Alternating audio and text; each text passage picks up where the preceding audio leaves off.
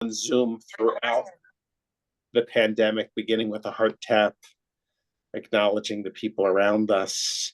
One of the beauties of Zoom is we can gather in a timely manner, and people can gather from all over. And I see people from all generations, all locales, and I'm glad we can come together as a community at this time.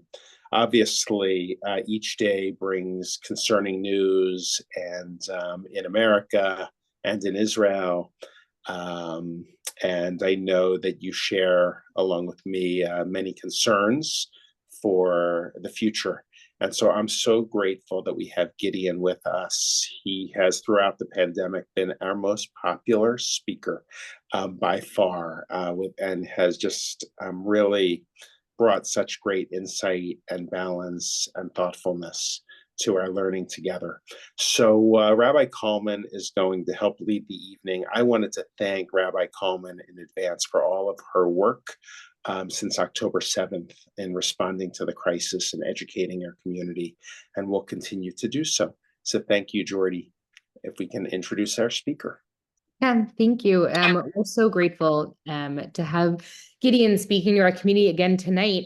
We were talking just a few moments ago, Gideon and I, about I think he first spoke to us maybe October 9th.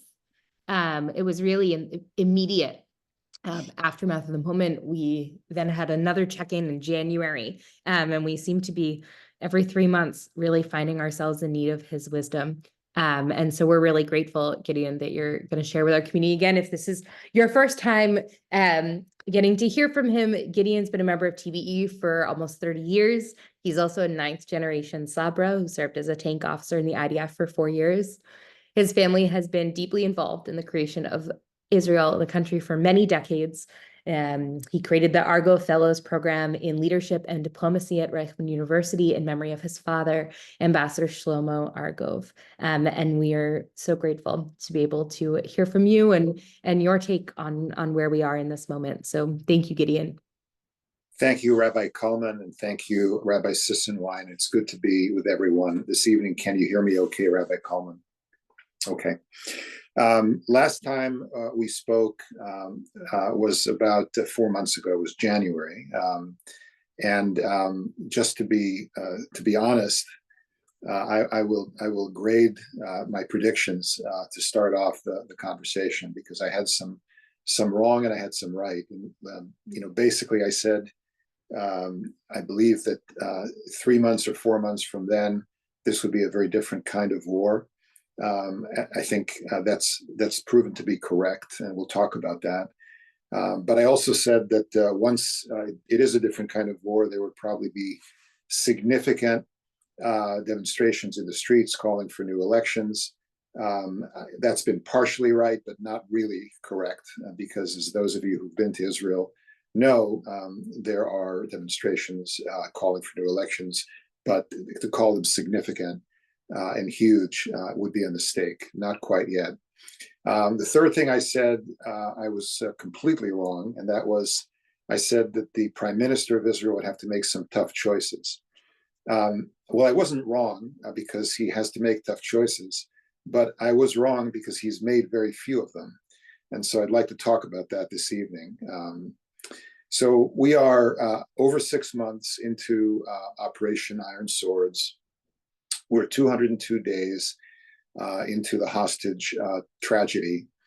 We all saw I'm sure the video. Those of us who wanted to see the video of Hirsch that was released by Hamas yesterday, it just brings into sharp focus the human scale of the tragedy.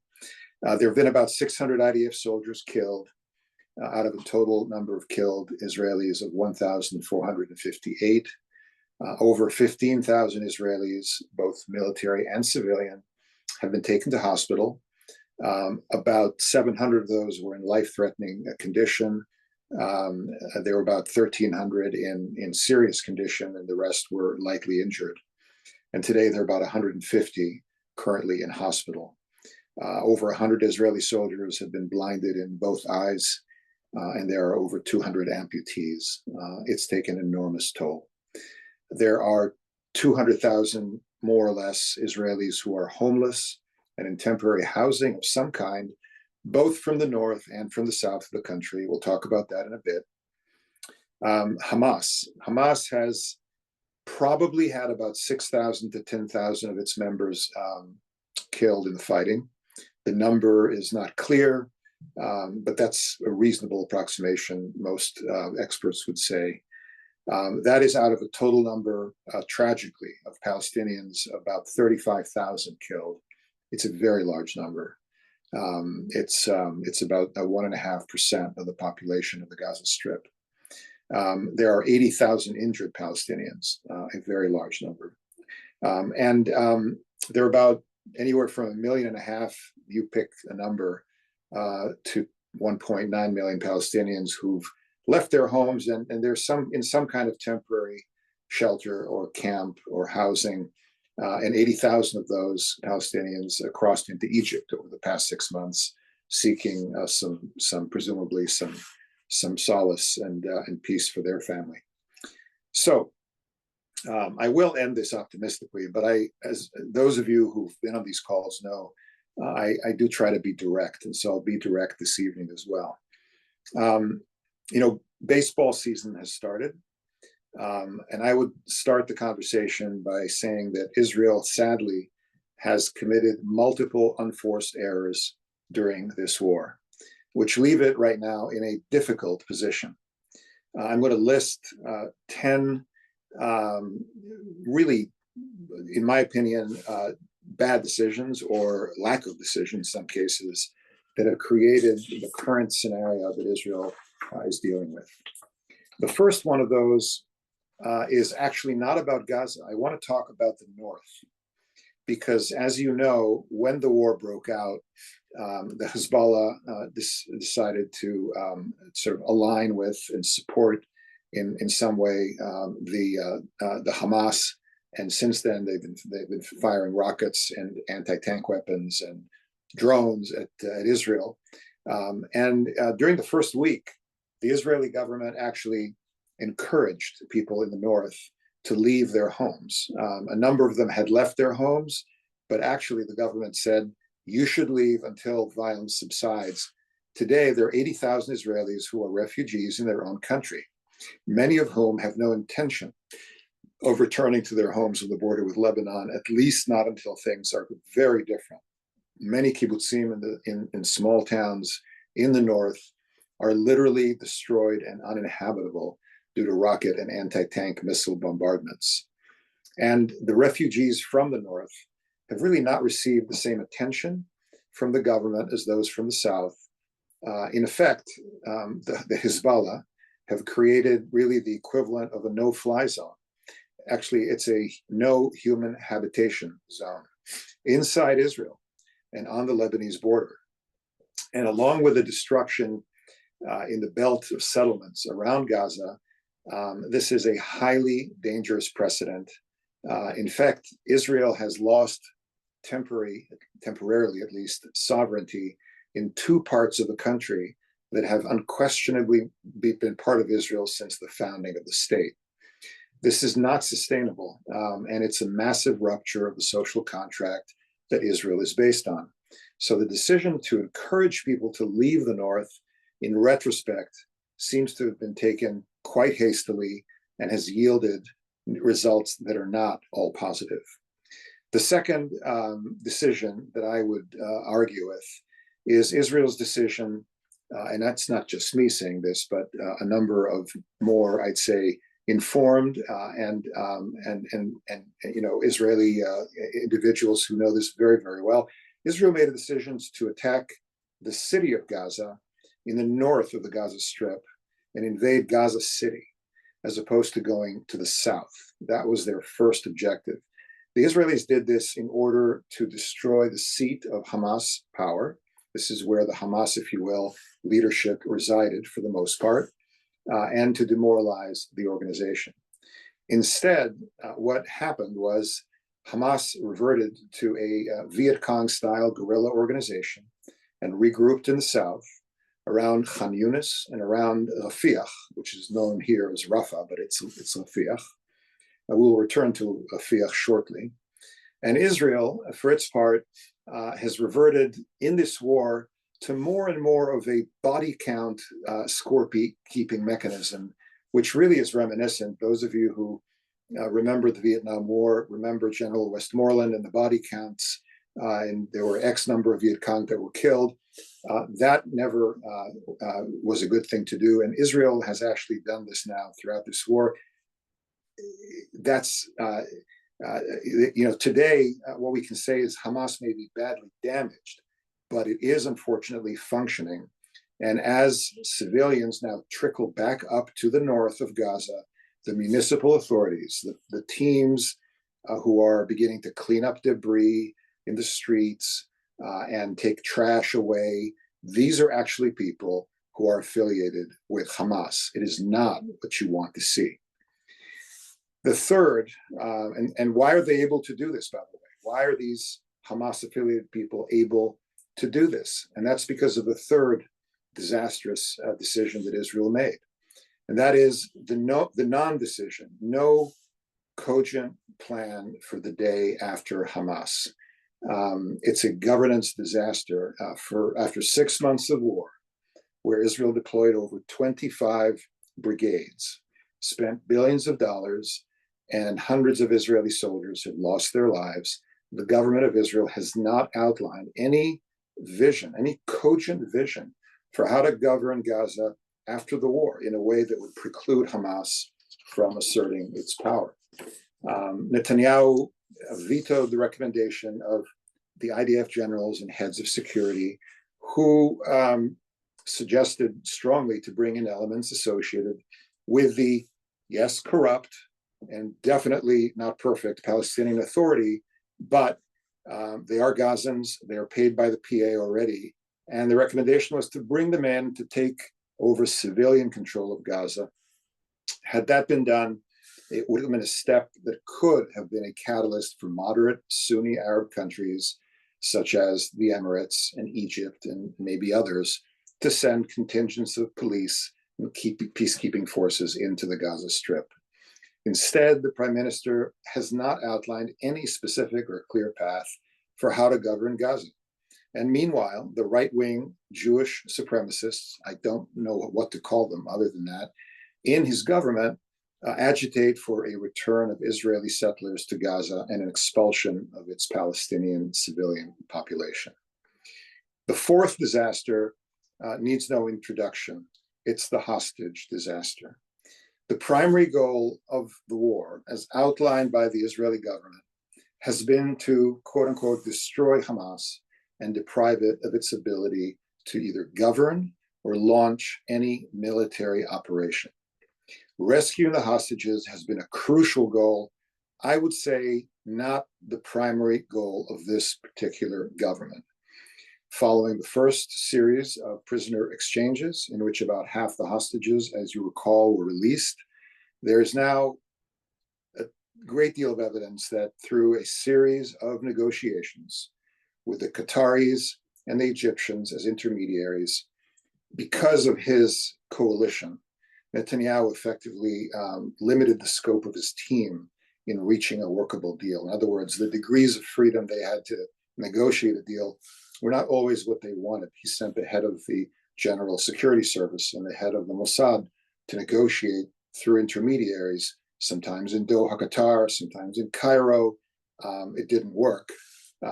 Most of the onus for the failure is Hamas, which is a horrific organization.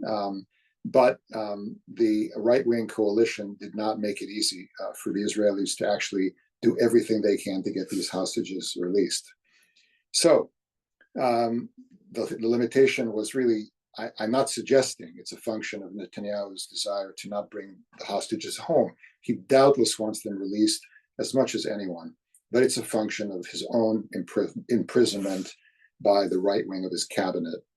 During this time period, only three hostages were rescued in two separate occasions, and three additional hostages, Yotam Chaim, Alon Shimriz, and Samer al-Talalka, were sadly killed by friendly fire while trying to identify themselves to Israeli forces. The fifth disaster also needs no introduction. It is the humanitarian disaster in Gaza. So instead of allowing aid to flow quickly into civilian hands into Gaza, Israel dithered. Some in the Security Cabinet argued for the use of humanitarian aid as a lever to extract concessions and bring Hamas to the negotiating table. In practice, this backfired. Without a cogent plan for governing Gaza, Hamas was able to intercept many of the food convoys and hijack their contents, diverting many of them for its own use, handing them out to the militants and their families. Meanwhile, living conditions in Gaza deteriorated to the point where mass starvation became a real prospect, and with it, the portrayal of Israel throughout the world, unfortunately and incorrectly, as a serial violator of human rights and even engaged in genocide. In the end, international pressure, most critically by the Biden administration, forced Israel to gradually allow more aid to reach civilians in Gaza, but now it receives virtually no credit for doing so because it took such a long time to do and the damage was so significant. The sixth disaster or calamity that I would describe to you is the false narrative in Israel of quote unquote national unity. So you may recall that at the outset of this war, there were a few brave souls in the opposition. A gentleman by the name of Benny Gantz, who used to be the defense minister and before that, the chief of staff, and another gentleman called Gadi Eisenkot, who used to be the chief of staff and who sadly lost both his son and his nephew in this war within days of each other.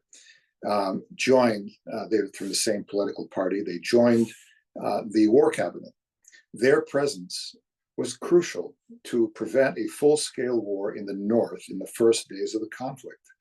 And it was also a key element in getting to a ceasefire in November, which allowed for the initial hostage release to take place.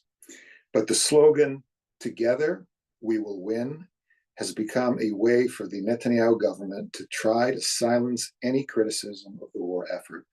As the war has gone on, the government's been engaged in increasingly strident criticism of anyone questioning its policy and accusing them of undermining national unity.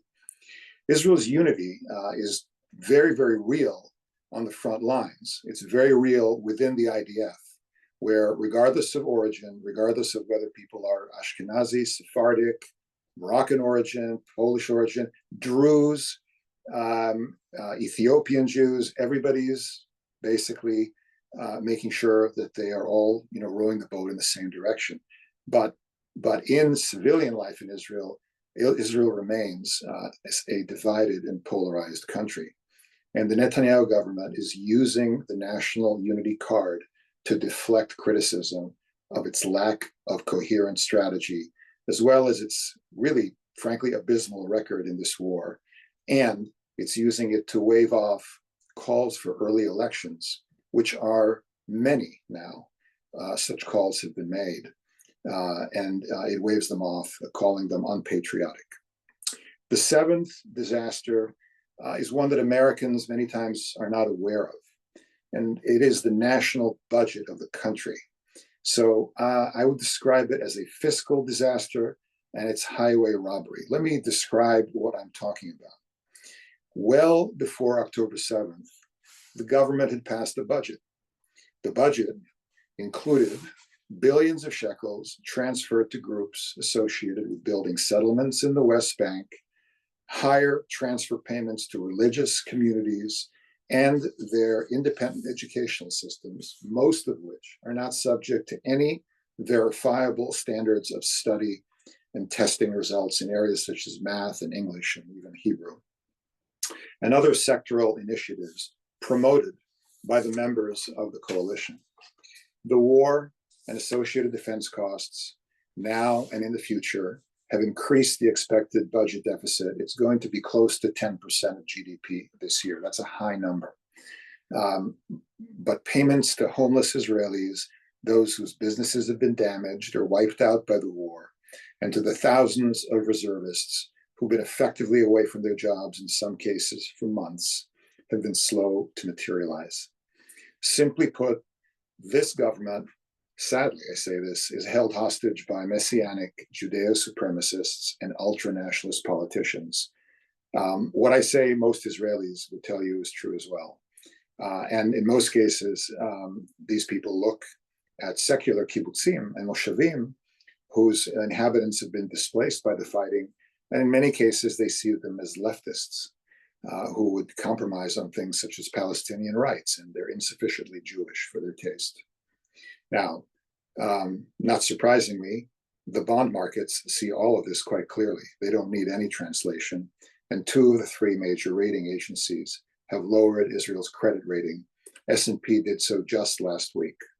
Israel will pay for this war, for this kind of spending, over many years through higher borrowing costs. The 8th issue that I want to flag for all of you is, again, something that is not as well understood, I think, outside Israel, and that is unfortunate cases of breakdown in discipline within the Israeli Defense Forces. So the IDF has always prided itself on a code of conduct that requires adherence to international legal standards and morally defensible conduct. Now, the military that invaded Gaza included over 100 battalions whose makeup included personnel from vastly different social, ethnic, religious, educational backgrounds. It took 4 months for the Israeli Chief of Staff, Herzi Halevi, to actually issue a formal order insisting that Israeli soldiers avoid taking any private property, acts of vengeance. In practice, most, but not all, Israeli soldiers did act in conformance with the requisite code of conduct. It's important to say this, but there were too many cases where Israeli soldiers actually filmed themselves either damaging or absconding with private property, and in some cases, humiliating Palestinian prisoners needlessly. The film clips, in too many cases, found their way onto social media and did as much, if not more, to damage Israel's reputation than all the Al Jazeera reports combined. Number 9 on my list of don'ts is what I would call the impossible dream. The impossible dream is what Netanyahu calls, quote unquote, total victory. And this is a mantra coined by the prime minister. It is devoid of content because Israel's cardinal error was never framing the kinetic conflict in Gaza in terms that included any kind of endpoint or policy objectives beyond, quote unquote, destroying Hamas, which is a technical impossibility. As we know, you cannot destroy an ideology unless you come with a better one. Nevertheless, Netanyahu continues even to this day to use the slogan as a way of deflecting responsibility for both the debacle of October 7th and the policies that actively contributed towards that debacle. And I won't enumerate them since we did on the other calls and the earlier calls, as well as the conduct of the war. The last and 10th point is a point that I really am surprised that I have to actually even mention, but here we are. And that is the Iranian conflict. I would describe it as a needless and poorly timed adventure. So Israel bombed the Iranian, let's call it a building. It's not really a consulate. It was adjacent to a consulate or adjacent to an embassy. It's in Damascus, killing 7 senior IRGC officers, Iranian Revolutionary Guard Corps officers. It was a tactically brilliant move, and it was devoid of any strategic benefit. It brought Israel and Iran to direct kinetic conflict for the first time in their history.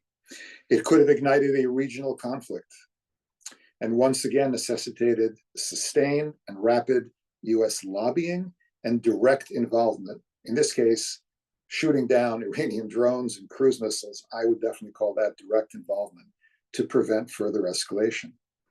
The US also acted to prevent Israel from retaliating far more broadly after the Iranian missile attack, a move that once again could have opened the gates to a broader conflict with potential involvement by global powers outside the region, even Russia, for example.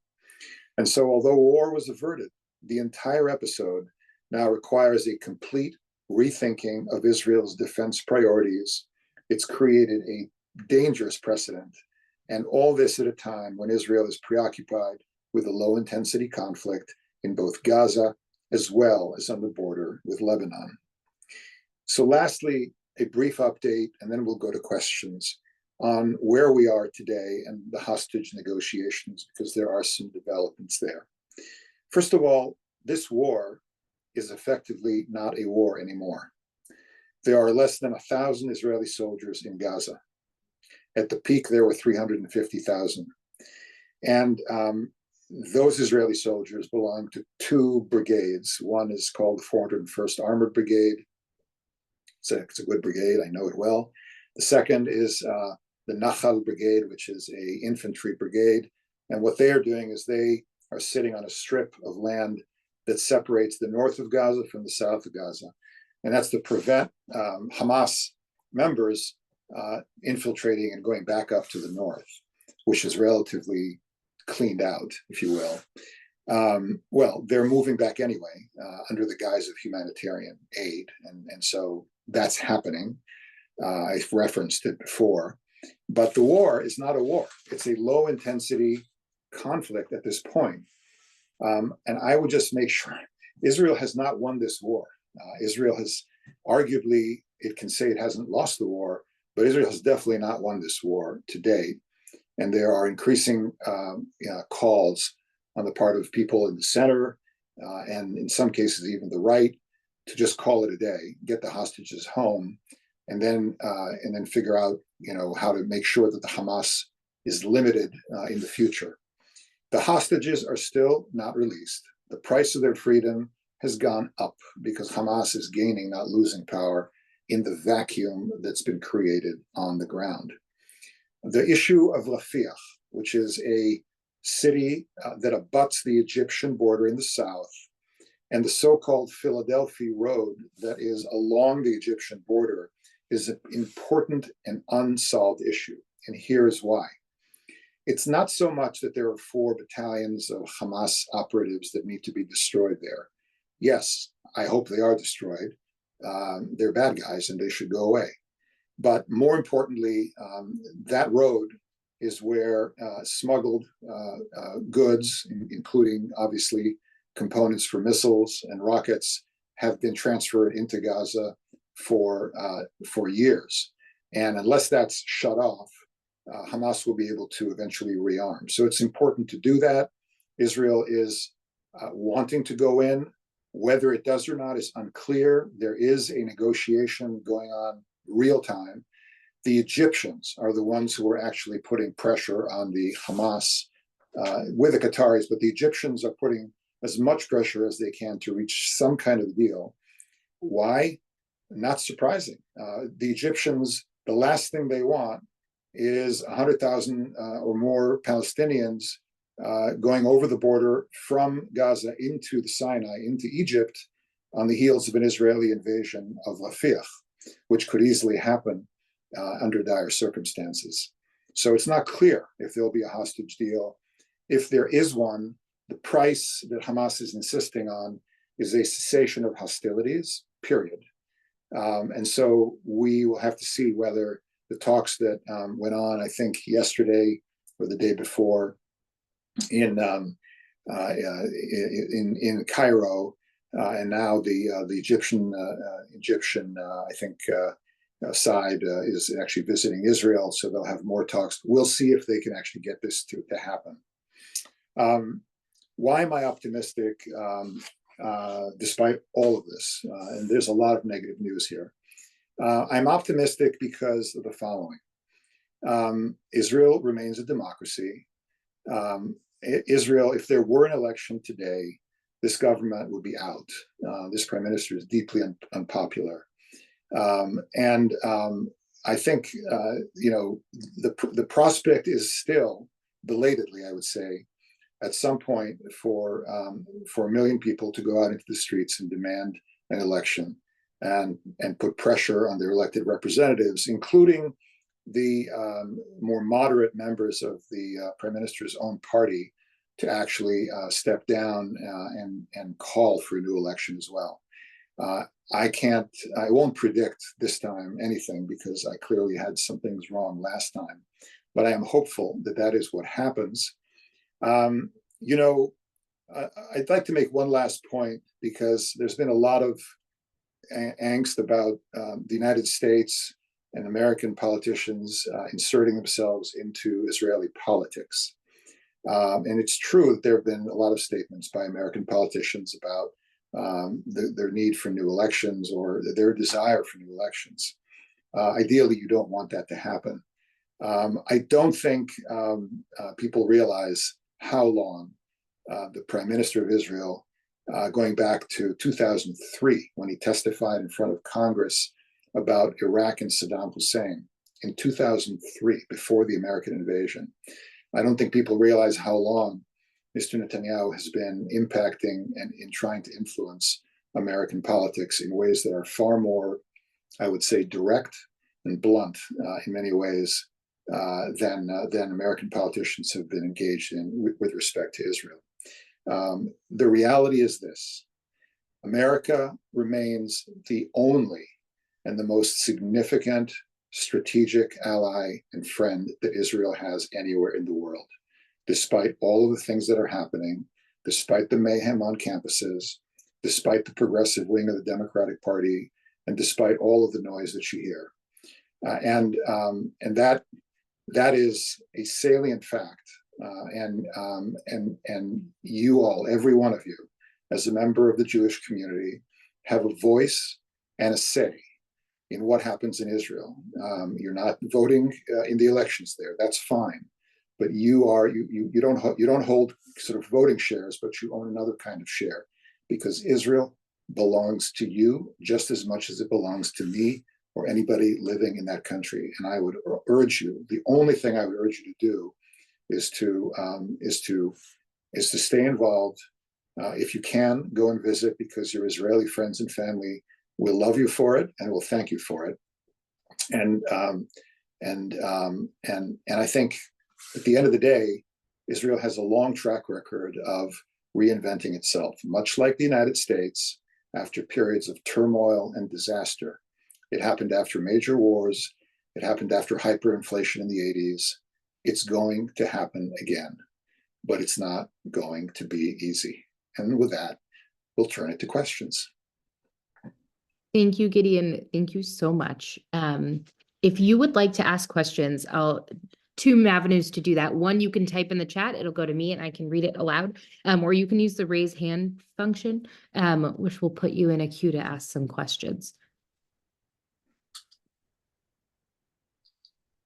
Give people a second.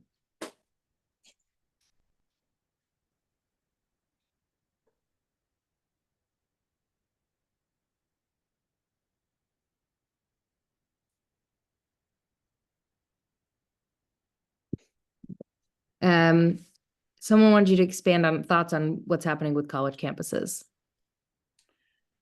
Yeah, this was not going to be a talk about that. So I'm certainly not an expert on what's happening on college campuses. I would say the obvious. There is a knock-on effect from what's going on in Israel, but the things that we're seeing on college campuses have been brewing under the surface for a long time. It's not recent, and I think there are multiple causes. I think here's the reality. I think it's there's a generation of people really throughout the world who whether they've grown up on TikTok or not, they don't understand history, they don't understand basic facts, and they react in ways that are really unrelated to what is truly going on. I had the experience of I'm a Harvard graduate. I say that with humility. And so I took all of the Israeli undergraduate students at Harvard to a dinner, 2 months ago, and I'll see them again actually this week. There aren't that many of them. There are like a dozen undergraduates at Harvard, but their stories, even when I took them to dinner 3 or 4 months ago, were kind of heartrending. I took out One of the young women is a senior. She's the captain of the women's rugby team at Harvard. It's an interesting story on how an Israeli becomes the captain of the women's rugby team, wins the Ivy League title, breaks her collarbone in the nationals, but that's another story. But after the 7th of October, she was shunned by many people in the locker room who wouldn't talk to her, wouldn't look at her, posted horrible things, notes on her locker. And only after she, instead of running away, but engaged with them and actually tried to explain to them what's going on, did they actually change their minds. So I would say about college campuses, the best thing we can do is engage with students and change hearts and minds. That's done on a retail level. If you have kids or you have relatives who are in colleges, or they have friends in colleges who think in simplistic terms about this. Otherwise, it's a scary moment, I think, for sure. Thank you. We're going to take questions from Seth and Susan. Gideon, hi. Thank you for giving us this briefing. I missed traveling with you. Hopefully we'll do it again soon. So I've heard from a number of people, both people that have been relocated from the north and people in the military, that there's going to be some potential activity in the north soon after Passover. Can you address that, or what have you been hearing about that? Well, I'd be the last person to know if there'd be a military activity in the north. At the end of the day, I opened this whole list of disasters talking about the north, and I think it's not feasible for Israel to leave that situation as is. In other words, it is likely that one of two things will happen. I'll say it, directly. Either there is a hostage deal, and a hostage deal would involve Sheikh Nasrallah backing off, stopping what he's doing, and agreeing to some kind of a negotiated withdrawal of his forces, the so-called Radwan forces and others, from the border with Israel to beyond the Litani River, which is about 30 kilometers away, which would be okay. Or there won't be a hostage deal and no deal, in which case it is likely, Seth, that Israel at some point, by this summer, will actually, take actions to prevent Hezbollah from continuing to do what it's doing. If I had to predict, back to the wall, that's what I would say.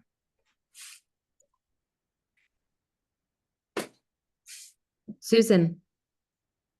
So I wanted to thank you, first of all, for this incredibly informative, difficult to hear list of issues that Israel has done wrong, and then 3 suggestions for us on how to what to take forward. But one of the things that you asked, I just wanted you to clarify, because you said stay involved was one of the ways that we can respond, and I was hoping you could elaborate on that so that we can maybe come up with some actionable steps that we can do within TBE.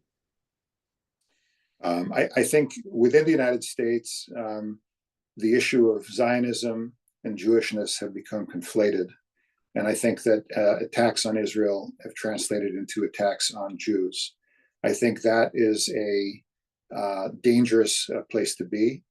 And I think that engaging in, combating anti-Semitism, what I mean by that is either being involved directly through schools that one is involved with, schools that one's children or relatives are involved with, or anywhere that youth can actually be impacted.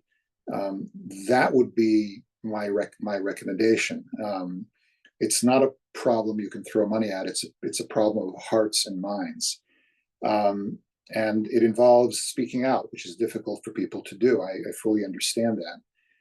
But unless history shows that when Jews are under attack and they don't speak out, bad things happen, because in the end, the speech the hatred, becomes operationalized. It doesn't stay in the realm of speech.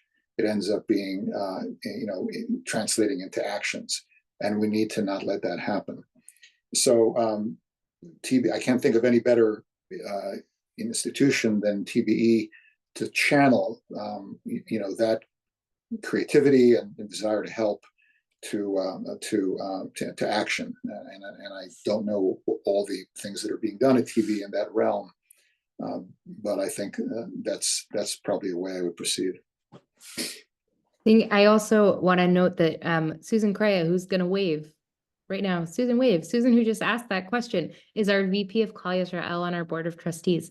And so under the Kol Yisrael portfolio is all of our Israel engagement. And so if you're looking for ways to get involved and take action, talk to Susan or talk to me. And we'd love to have you involved in what we do moving forward.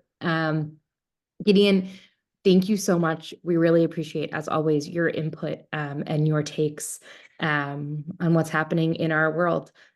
Grateful to land on some hope through the reality, without sugarcoating anything, but land with a little bit of hope and something to carry forward. And I echo Gideon's sentiment that I think one of the best things we can do is continue to engage with this and not tap out even when it gets hard.